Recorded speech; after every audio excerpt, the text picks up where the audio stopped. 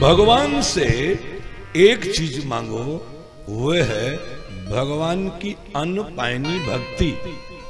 बाकी तो जो जो सोचोगे उनके समीप जाने से पहले वो पहले ही दे देते हैं, याद रखना। हाँ, किसी का भगवान अधूरा करते नहीं काम। हाँ, सोने वालों को तो भाई बोलिए सोने वाले भैया बहनों की। क्या बढ़िया सुंदर, इससे सुंदर जगह सोने की नहीं है साहब। आप इतना गोली खाओ नींद ना आए, कथा में ले आओ अपनी घर की बूढ़ी माई को जो नींद में नहीं आती वो। हाँ। एक दादाजी थे अग्निहोत्री जी की तरह, डंडा लेके चलते थे।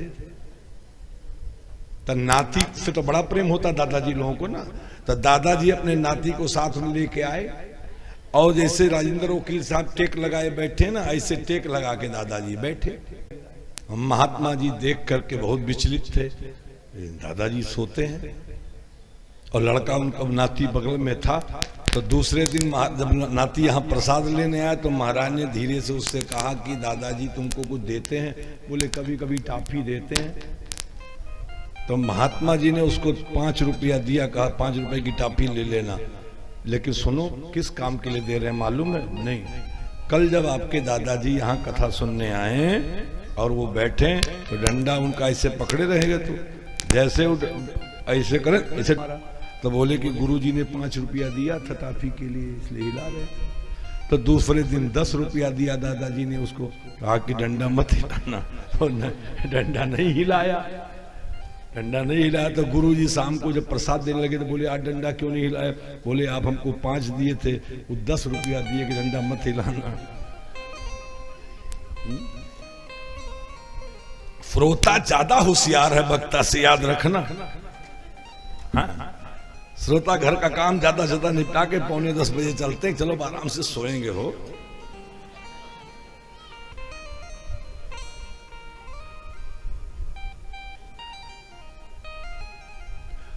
परमात्मा हनुमंत लाल जी महाराज कहते हैं कि लोकुश भैया,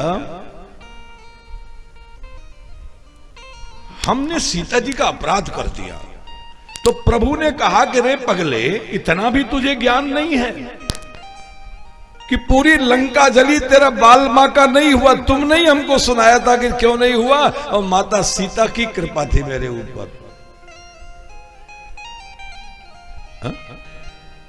मंदोदरी जी समझाते हुए कह रही थी कि सीता शीत निशा तमाई, जैसे शीतकाल में मंदार के पेड़ के सभी पत्ते झड़ जाते हैं, ऐसे मंदोदरी जी कह रही थी कि तुम्हारे सारे राक्षस कुल के पेड़ के पत्ते झड़ जाएंगे।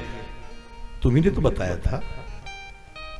ऐसी सीता जो उद्भव स्थिति संहार के कारण है, क्लेश का हरण करने वाली है। एक कथा सुनाते हुए हनुमान जी महाराज कहते, भैया रावण जी यज्ञ कर रहे थे और उसमें तमाम ब्राह्मण बैठकर मंत्र का जाप कर रहे थे, और ब्राह्मण मंत्र का जाप कर रहे थे, उद्भव स्थित संहार कारणीम क्लेश हारणीम सर्व श्रेयस्करीम सीता न तो हम राम बल्लभाम मम हिताय आकर्षय आकर्षय स्वाहा। हनुमान जी महाराज भेष बदल में माहिर थे, ब्राह्मण का भेष बदल के ब्राह्मणों के बीच गए, ब्राह्मणों से पूछते पानी पिलाएं, आपका गला सूख रहा है? तो जैसे कहते हाँ पानी पिलाओ, वो हाथ उठाते और देवलोक का अमृत जल पिला देते। अब जैसे गांव में रहता हो कोई, हैंडपंप का पानी रोज पीता हो, कुएं का पानी पीता हो, और वहां गुलाब बाबू जाएं गाड़ी लेकर के 20 बोतल लाद करके, और उन मजदूरों को कहें भैया पानी पियो यार, और वो पानी पी रहे तो उनको पानी मुंह लग जाएगा मिनरल वाटर, फिर तो बार बार गुलाब भैया की प्रतीक्षा करेंगे कि आए पानी हमको दें यार, मिनरल वाटर पीने को मिले हैं? तो हनुमान जी महाराज 9 दिन का यज्ञ था, 5 दिन पूरा हुआ, हाथ जोड़ करके बोले भैया क्या बताएं, हमारी मजबूरी, ऊपर से कुछ आदेश आ गया, हमको जाना पड़ेगा। ब्राह्मणों ने कहा अरे बेटा तुम इतना सुंदर हमारी सेवा करते थे, तुम चले जाओगे तो? बोले क्या बताएं, मजबूरी है, हमको जाना पड़ेगा। ए लवकुश भैया, हमने जाने के लिए कहा तो ब्राह्मणों ने कहा कि तुमने हमारी बड़ी सेवा की है, हमारा मन प्रसन्न किया है तुमने, हम तुमको कुछ देना चाहते हैं, कुछ मांग लो। तो हमने कहा कि अब क्या क्या लेना, हमारे पास कोई कमी तो ठाकुर जी ने की नहीं है, लेकिन अगर आप हमको देना ही चाहते हैं तो अब ठीक से सुनना।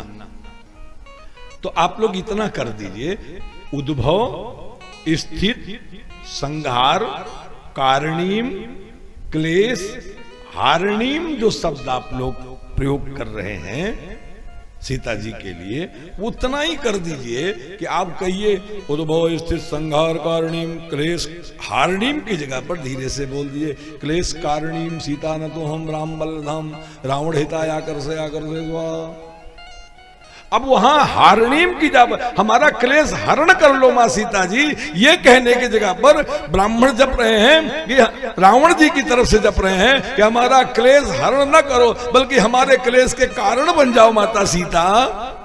क्लेश कारणीम वही सीता जी जो रावण जी को तमाम बाण लगते थे फिर भी उसका बाल वांका नहीं होता था। आज जैसे ही मंत्र जपा गया क्लेश कारणीम, वही सीता जी क्लेश का कारण बन गई और रावण जी का अंत हो गया।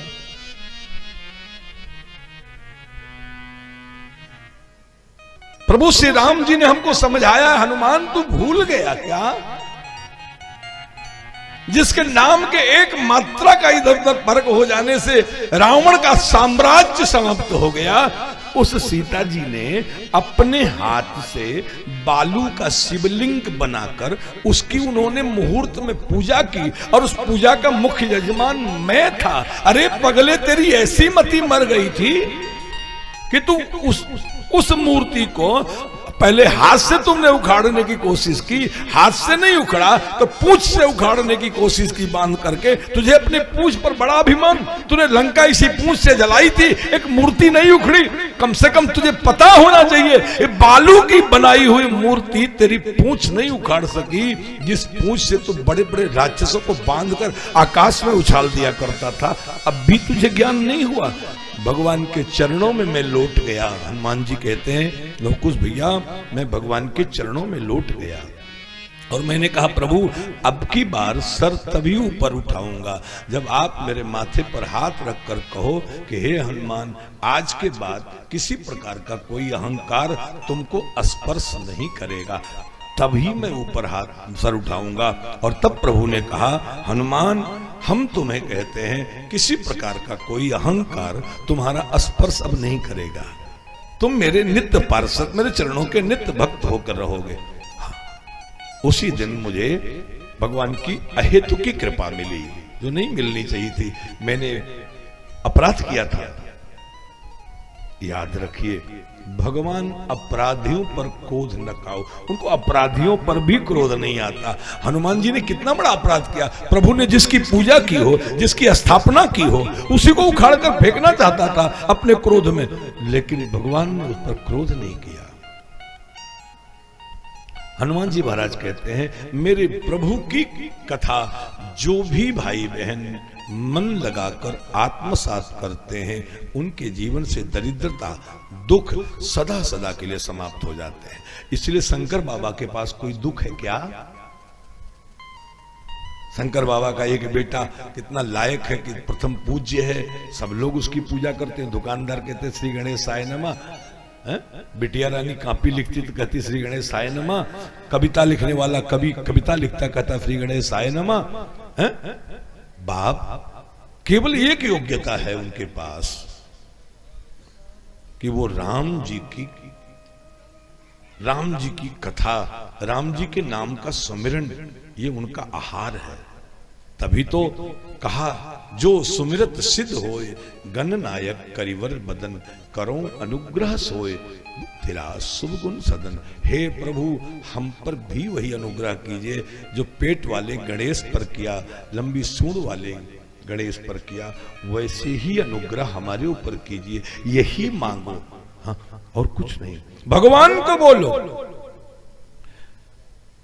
कि हमारी जिंदगी से लोभ मिटा दो, मोह मिटा दो, अज्ञान मिटा दो, मन में ज्ञान की ज्योति जला दो, बस और कुछ नहीं चाहिए। और देना है तो दे दो भक्ति का दान, और मैं क्या मांगू? भक्ति जिसको मिल जाएगी ना, उसको सब कुछ मिल जाएगा। हाँ, भक्ति मिली नहीं कि आपको सब कुछ मिला। भगवान जिसको भक्ति दे देते हैं उसको पूछ पूछ के देते कि ये ले लो, ये ले लो, ये ले लो। आप भी चाहते हो कि सब कुछ आपको मिले, तो आप केवल और केवल रोज और रोज भगवान से उनकी भक्ति की कामना करो। जिसको भक्ति मिल जाती है उसको सब कुछ भगवान पूछ पूछ के देते हैं, पूछ पूछ के। हाँ, आपको भी यदि चाहिए कि भगवान आपको पूछे कि ये लोगे, ये लोगे, तो आप भगवान की भक्ति मांगो और कुछ मत मांगो। देखिए, भगवान के सामने हमारे पितर कहते हैं, हमारे पितर, कि हमने कुछ नहीं मांगा।